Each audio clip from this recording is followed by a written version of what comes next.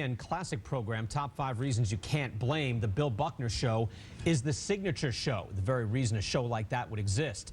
Buckner's error was just one small part of the Red Sox World Series collapse in 1986. And yet, in the shorthand of history, the whole disappointment somehow landed almost solely on him. One man in an otherwise distinguished athletic career who has been unfairly defined by one play 20 years ago today. Here's Jeremy Schaap. These days, Bill Buckner lives in the hills high above Boise, Idaho, thousands of miles from Fenway Park, thousands of miles from Shea Stadium. Oh yeah, they're ready to eat now. Mookie Wilson is also far from Queens. These days, he's back home in South Carolina. It was 2 decades ago that Buckner and Wilson were the main characters in a drama that binds them now and forever. What was to come, a play that would spin their lives in opposite directions, was eerily foreshadowed by Buckner just 12 days before the start of the 1986 World Series. The dreams are that you're going to have a great series and win, and the nightmares are that you're going to let the winning run score on a ground ball through your legs, so, you know. Game 6 of the 1986 World Series. The bottom of the 10th inning. 2 outs. Tension mounts some more. With 2 out in the 10th. 5-4 Red Sox. Ray Knight at first. Kevin Mitchell at third. The Red Sox are just 1 out away from winning their first World Series in 68 years. But the Mets have rallied and now trail by only a run, with Wilson at the plate. My only thoughts was going up was, don't make the last out. Just don't make the last out. At least make it interesting. Put the ball in play. Yeah, I was kind of hoping that you know, hey, if he hits the ball to me, the game's over. And it's going to go to the backstop. Here comes Mitchell to score the tying run. When Mitchell scored on a wild pitch, tying the game, Wilson, who would foul off 6 Bob Stanley pitches, changed his thinking. I can't lose the ball game. I can win it, but I can't lose the ball game, so that makes things a whole lot easier for me. With the count full, on the 10th pitch of the at-bat, Wilson hit a ground ball down the first baseline toward Buckner. I watched the ball. I think it hit something and bounced kind of to the right. It went, you know, kind of up and above my glove, so it wasn't something that I didn't stay down on. Little roller up along first. Behind the bag. It gets through Buckner. Here comes Knight, and the Mets win it. You know, the ball just bounced and then, you know, I missed it. It wasn't because of any stress or whatever. It just, you know, just a bad bounce.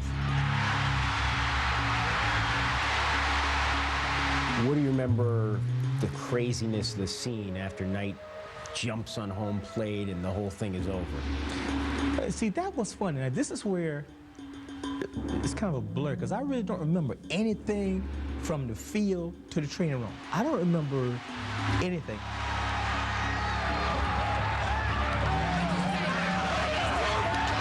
In the moments following the game and the play that would come to define his career, the magnitude of the error was lost on Buckner. It's unfortunate it happened, but that's baseball. All I can say is I've never played in the 7th game of the World Series, and I get to play one now. I hate to say it's because I missed a ground ball, but that's the way it goes. Describe that. I couldn't believe how many people were hanging around my locker. that was kind of surprising. It just kind of caught me off guard. I just didn't. I didn't think it was, you know, that big a deal. I haven't missed a ground ball in 2 months, but that was a hell of a one to miss. But I still don't quite understand it, but all the stars clicked together at once and kind of shined on me.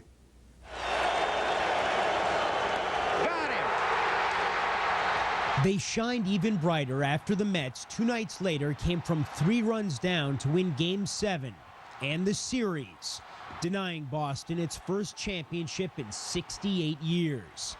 3 years passed before Buckner and Wilson would encounter each other again in different uniforms. I had been traded to Toronto, and he was playing for Kansas City. And I guess he was coming by with his bat, going to the batting cage or whatever, and he came over me and said, "Hey, Mookie, hey, you want to hit me some ground balls?" You know, and kind of losing things up, because that's actually the first time that I spoke to him really since that. That surprised you? It did. It took me by surprise because I didn't know whether to say something to him or not, because of so much that had been made of the whole series and thing, and you know, the abuse that he's taken. So I didn't know how to approach him. So he kind of broke the ice. Infielder, Bill Buckner. The next year, at the age of 40, Buckner returned to the Red Sox for what would be his final season. Opening day, got a great ovation. Fans were good. Fans in Boston are really, I mean, they liked me. They were always good to me, and I think, you know, they just got caught up in the you know, in the media, and overall they were good. I mean, that was probably, you know, tears came to my eyes. It was pretty emotional. Hi guys. But in the mid-1990s, things changed. After Buckner's retirement as a player, New England became hostile territory for him and his family. Hi, Brittany. When I was coaching for the Red Sox, when I was in Pawtucket, you know, I'm signing autographs. Somebody come up to me and made a, you know, obnoxious, rude comment. I mean, I got pissed.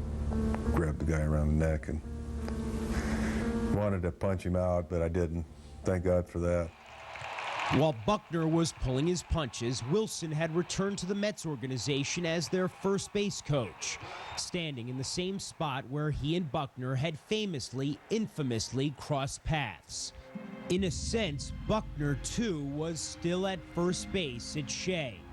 Despite everything he'd achieved in 22 Major League seasons, more than 2,700 hits, a batting title, despite playing in pain for years, in most minds, his career had been reduced to one moment.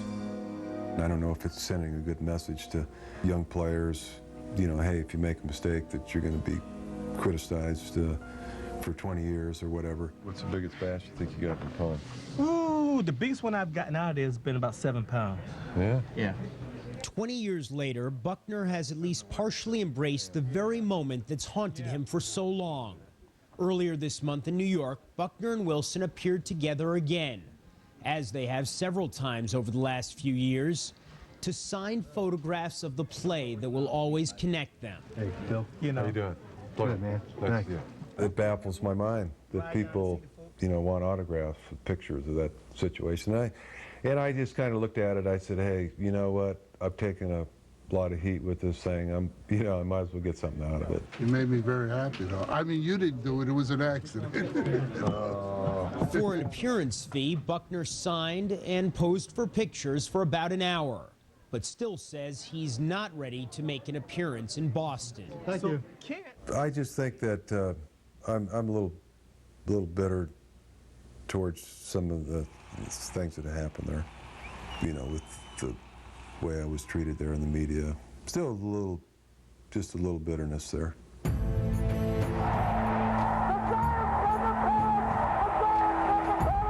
Like Ralph Branken, Bobby Thompson, like Muhammad Ali and Joe Frazier, Wilson and Buckner will be forever linked. At a ground ball, trickling, it is a fair ball, gets by Buckner.